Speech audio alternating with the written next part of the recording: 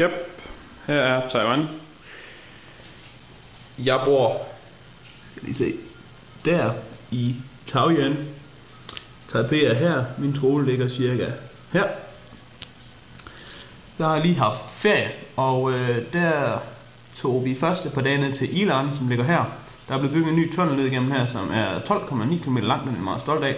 Den har forkortet rejsetiden fra Taipei til Yilan fra 3 timer, den her vej rundt, ned til omkring 25 minutter.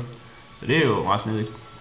Nå, vi var der lidt tid, og så tog vi tilbage til Taoyuan lige et kort visit, hvorefter vi kørte cirka 400, ja, lidt over 400 km ned her.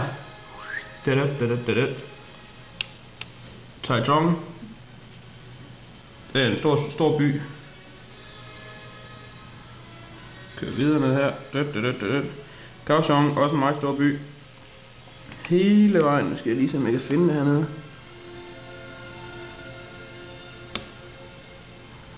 Nå, det ser ud til at være lidt forsvundet.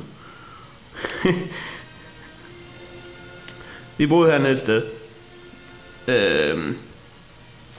Helt nede ved den allersydligste del af Taiwan, som hedder Kending.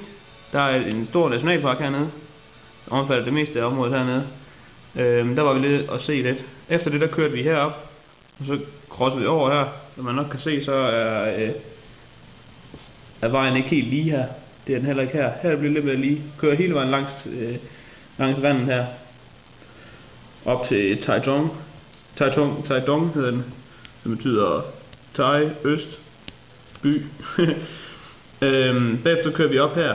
Der er en dal, der går hele vejen op igennem. Hele vejen herop til. Så det er simpelthen en bjergkæde ned her. Og så er der en masse bjerge her. Hele vejen op igennem her.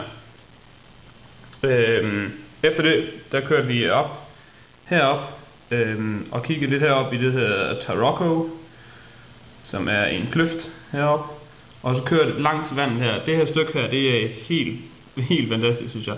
Hvor man kører simpelthen på siden af bjerget, som går lige ned i vandet hele vejen op her. Der er lige med undtagelse her selvfølgelig.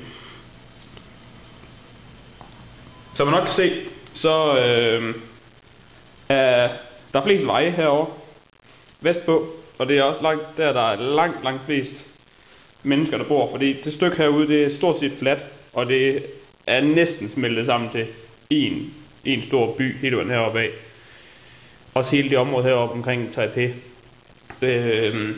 Resten af Taiwan, hele det område i midten her, og så også herude østpå, der bor meget få mennesker, fordi det er utrolig ufremkommeligt. Bjergene de er meget stejle, og det er ikke fordi der er så mange dale, som man kan bo i. Det hele. Det er sådan noget kløfter, så det er meget ufremkommeligt og ikke særlig venner til at bo der.